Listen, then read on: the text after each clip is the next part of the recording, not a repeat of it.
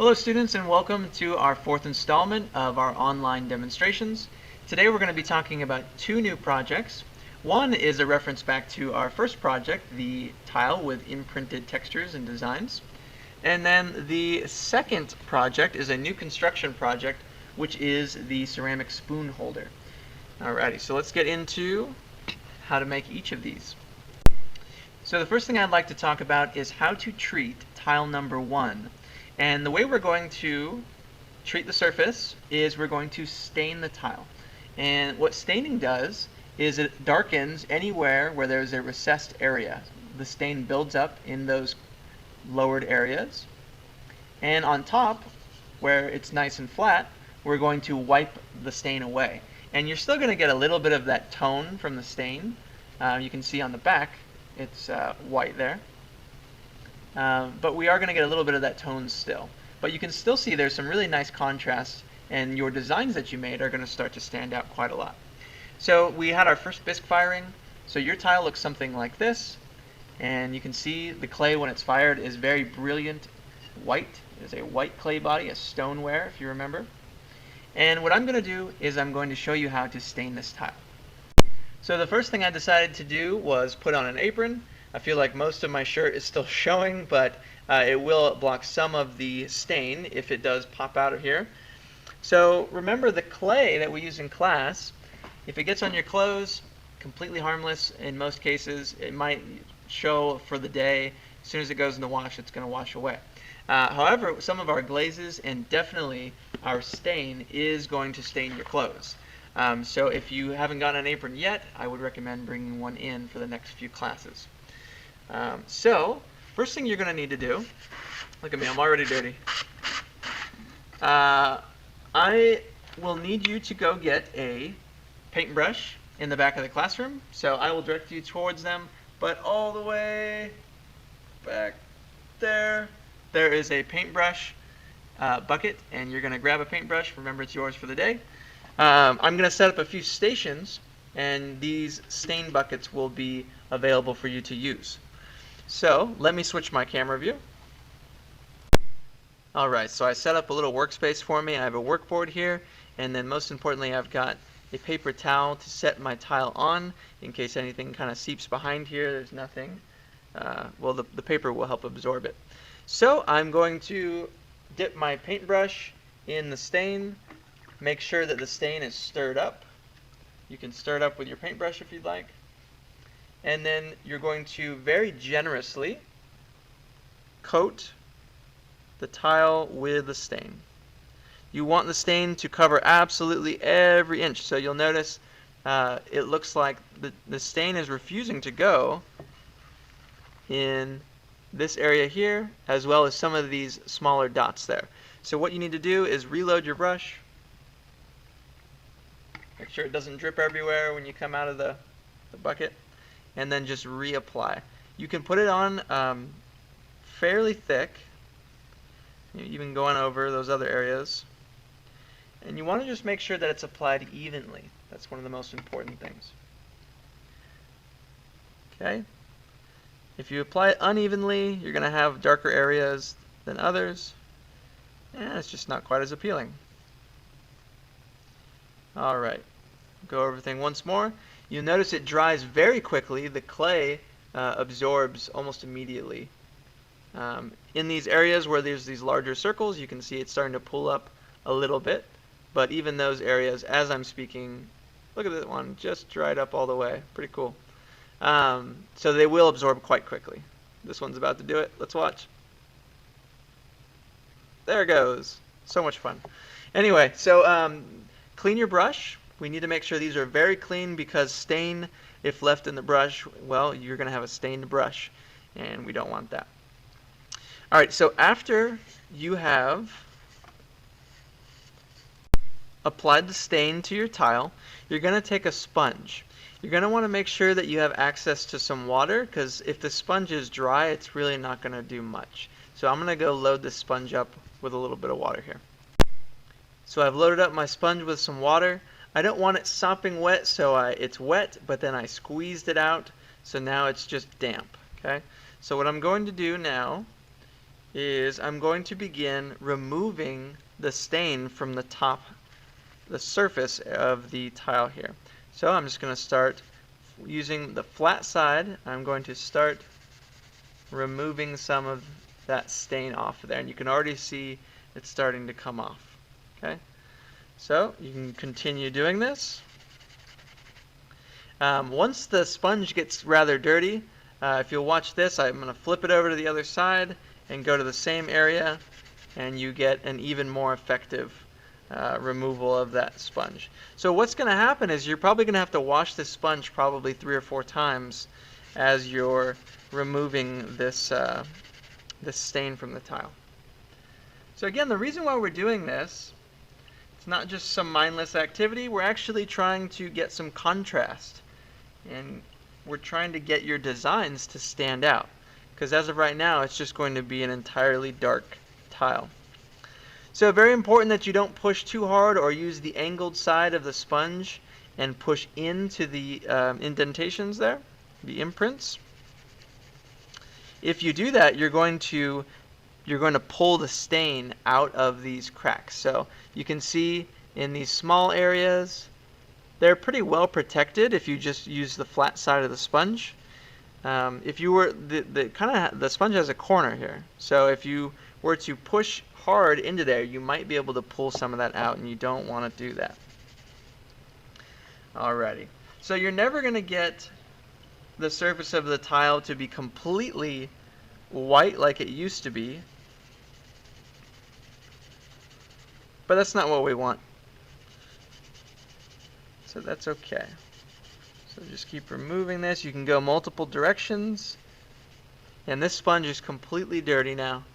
So I'll check back in once this is cleaned up, and I'll show you what it looks like.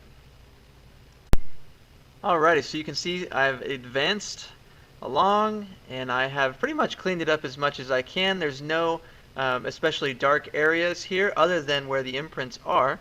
You'll notice my sponge is still dirty, and this is how you're going to finish off the tile here. So if you notice, the sides of the tile are partially stained, and we want to continue to stain the sides. So you don't have to paint the sides. What you can do is just take the remainder of this dirty sponge here with the stain on it, and you're just going to wipe the sides until you get a nice even coating of stain there.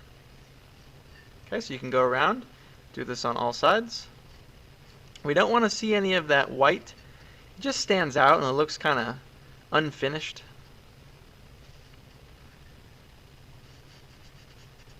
Okay, see, it looks much nicer having the tile be consistent from the top to the side rather than having this funky white side to it. The back, no one's ever really going to see the back, so it's up to you. If you want to go in with a dirty sponge and stain it a little bit, that's fine. I will not grade you down if you don't do the back, but the sides we do need to do to receive full credit. Alrighty, so that's essentially it. I'm going to then fire these tiles, and this will stand out even more, and you will have a completely finished tile. So let's move on to our next activity that we're talking about today. So the next project that we're going to be working on is called the spoon holder project. And the reason why we call it the spoon holder project is because it holds spoons. So the spoon holder project is specifically designed to work in the kitchen, and if you cook at all, you know that you would rather not have to wash your counter every single time that you test something out with a spoon or stir something. Also, setting a eating utensil on the counter is not very sanitary either. So what we can do is just set it on the spoon holder, and voila. Simple solutions. So the spoon holder is curved, so unlike our tiles, it is not completely flat, just a slight curve there, and that allows for the spoon to sit really nicely in that area. So the other new thing is the spoon holder has what we call a foot. Now a foot is anything that raises a sculpture or any sort of art piece off of the ground. So it sits on the foot, and this is made with a coil. So you guys remember from our tile projects, we made coils for the tops of our tile. So essentially we're going to be making a little donut and that will raise it off of the counter just slightly. That way it sits nice and flat. If you were to have a curved spoon holder that didn't have a foot, you would set your spoon on it and it would just kind of wobble and topple. So let's talk about how to make it. So the first thing that you're going to want to do is make a template. So this was the template I made when I created that fish that I just showed you. So this kooky looking fish. So you can see it's very similar. The template is slightly larger than the actual tile holder because, remember, clay shrinks. When you're making it, the air dries it out, and then when you fire it, it shrinks even more. So this was the original size, and that's how much it shrank. Kind of cool. Anyway, so we want to draw something out on a piece of paper that we think will make a good spoon holder. So things that are generally have a bit of surface area are good. So things that I like to recommend, fish are really cool, fun examples you can use. They have good features like mouth, eyes. All these scales can be great for getting your glaze to show up interestingly. Okay. Other options would be like a leaf pattern. So you can put the actual veins of the leaf in here and the glaze will pool up in those areas and look very nice. You can also do other things as well. Really anything that you can think of that isn't too narrow. So we don't want to have things that are too narrow. Like this would be about as narrow as I would ever recommend.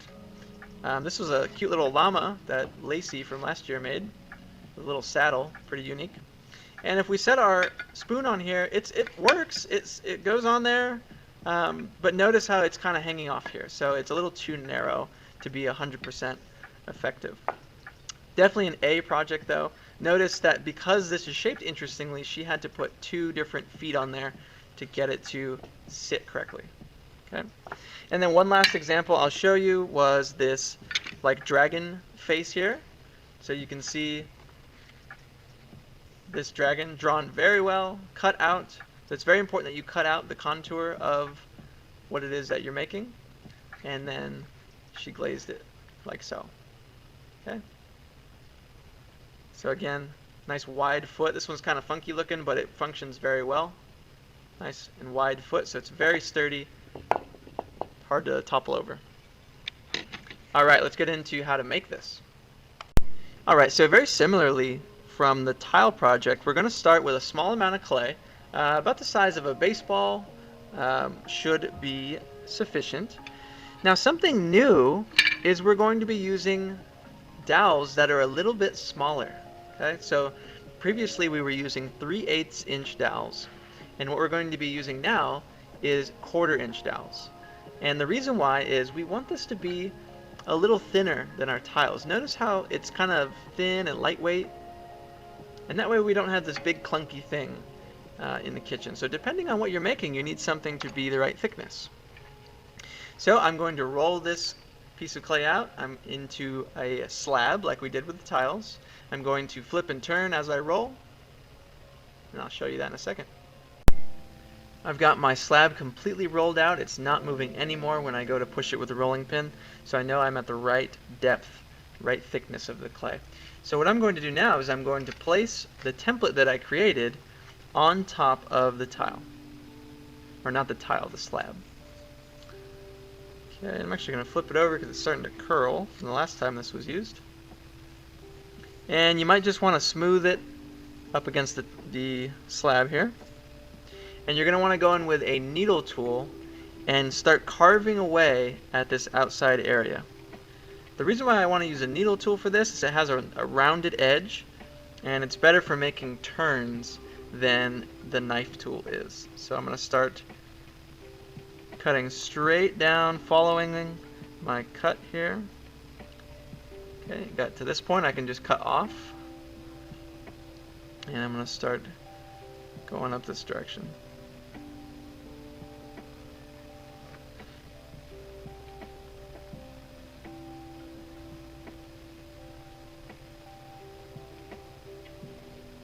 So the leaf has a lot of little jagged turns, so I'm just following that as best I can. I can remove this excess clay. anytime I think it's going to get in the way. So I'm going to continue to cut all the way around, then I'll show you the next step. I have cut all the way around except for this little stem here, and I'll tell you why in a second. So I'm going to remove all of the excess clay here. Should be kind of satisfying to see this reveal itself. I can take this away. Almost looks like a mosaic.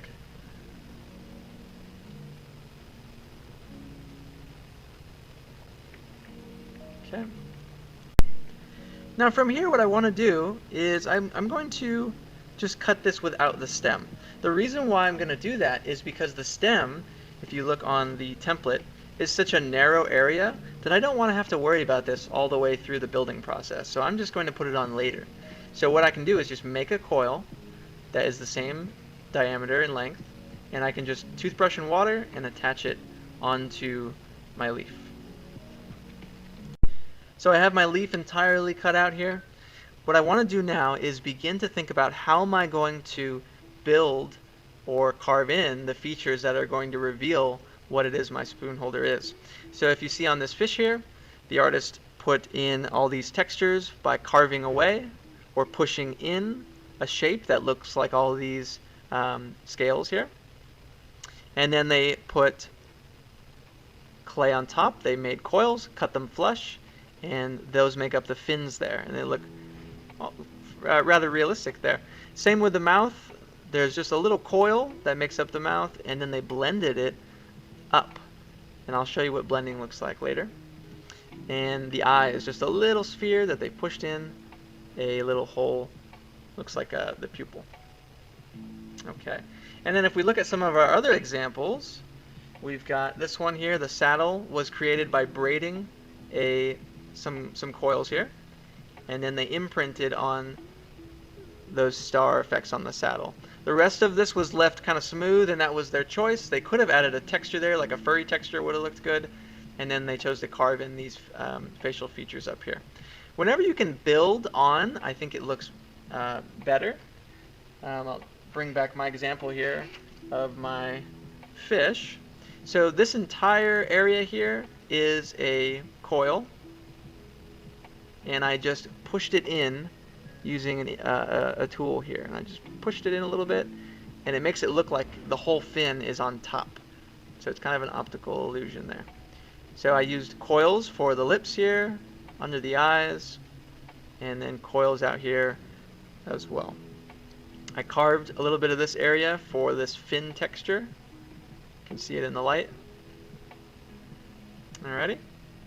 So that's the idea. So whatever it is you're making, it's going to have a different texture. For this leaf here, I'm going to roll out very thin coils, which are going to be the veins of the leaf. So I'll show you what that looks like. So what I just did is I rolled out a very thin coil, and I tapered it. It's very gradual, but this side's a bit thicker than this side. This side's very thin and almost disappearing there. So the reason why I did that is because that's how a leaf's vein works. Oh, and that's just very nice how that lined up. So I'm going to line this up here. I'm going to toothbrush and water this. Give it a little bit of sway, just because a little bit of rhythm is more fun than just straight up and down. So I'll toothbrush and water that. Then I'm going to make little branches that come off of there and lead out to these larger leaf areas. Attention to detail is very important. I'm noticing as the veins attach to the center sort of highway there, I have to cut these at an angle so that they match up and they're not sticking out there. So cut at a bit of an angle, and then you can place it leading up to your vein like that. The tip of the leaf. Alright, and remember, whatever you're doing, probably will be different. Some of you will choose to do a leaf, some will do a fish, some will do something entirely of their own design, and that is okay. So I'm going to continue on with this, but let me show you how to move on to the next steps, which is curving the spoon holder and then placing your coil foot on it. In order to get your spoon holder to curve to a degree, we have to wad up some paper towel. So this is just paper towel from our classroom. And then I just wadded it up until it's roughly the size of our spoon holder. Okay. So what I'm going to do is I'm going to flip this over because I want this to be cupped. I don't want it to be going like this direction. I want it to be cupped up. So I'm going to take my spoon holder off of the board here if it will want to come up. Anytime something gets stuck, just go around all the edges and gradually help it up. Don't try and do it at once or it'll rip. So I've got my wadded up piece of paper here. I'm going to turn this over and I'm going to place it in the center of the paper towel. So if you don't place it in the center, you might get one area that's kind of drastically curving down. Like this tip might need more support, so I can get more paper towel and support this up a little bit. We just want to go around and make sure that when this dries this way, it's going to be even. We don't want like crispy corners. So I'm just convincing the clay, all right, let's be rounded. Nice gentle curve. Okay, so at this point, it's already, the clay's soft enough to where it's already taken this shape. You can see it's got a nice curve to it. And from here, we can put on our coil foot. Alright, so I have rolled out this coil here, which is a nice even thickness. I am going to add a little bit of water because it's getting a little dry. So remember, if your coil gets dry, just one stroke of water will be totally fine. And then you can begin to curve it into a donut like this. Okay, so you just want to get it close. You want to then see, okay, is this the right size from my spoon holder? And I feel like that's the perfect size. It's going to support all these edges out here pretty well. We want it in the center. And from there, what I'm going to do is I'm going to cut these edges flat. So I'm just going to take a little bit off. So flatten that. And then I'm going to flatten this side. Okay. And now look at that. We have two things that can be put together, two edges. So I'm going to use my toothbrush and water. Anytime we connect clay, we have to do this. And I'm going to just chew this up, make some slip. Remember, slip is liquid clay.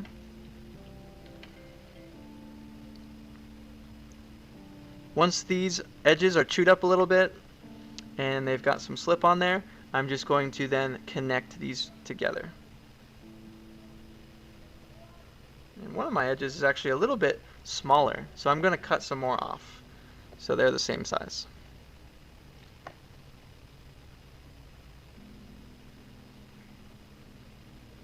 Okay, so I got to slip and score that new edge.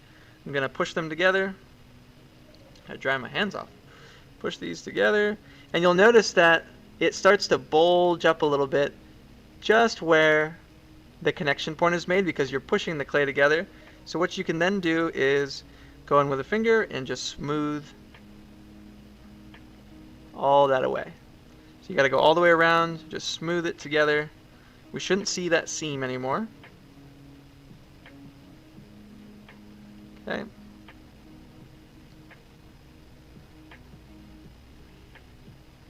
And once that seam is completely gone, you can then place it back on the spoon holder. And once you find a spot that you like, you can then toothbrush and water it onto the spoon holder itself. So I like this spot. Now remember, we have to make sure that this is curved before we do this, because if we try and curve it after, and then if we already have the ring on there, and then we try and curve it, this is going to then curve with it, and you're going to have something that wobbles. So be careful of that. So push it down a little bit. Sign your name. Clean up any weird areas, like I can see some of my my score marks in there, so clean that up. Poor craftsmanship is always considered in your grade, as well as good craftsmanship. You would sign your name and put your period on it, and that is a spoon holder. One last thing to add on to the process here is you do want your piece to dry on this paper towel here. We want to convince the clay, okay, you're going to stay curved. So we're not going to take it off until it's completely dried, bone dry. So that means when you go to turn in this project, you can do one of two things. You can store this in your storage bins until it's completely dry, or you can just turn it in with the paper towel on top. It'll dry on the rack, and then we can fire it when it's ready. Alright guys, thanks for watching, and good luck.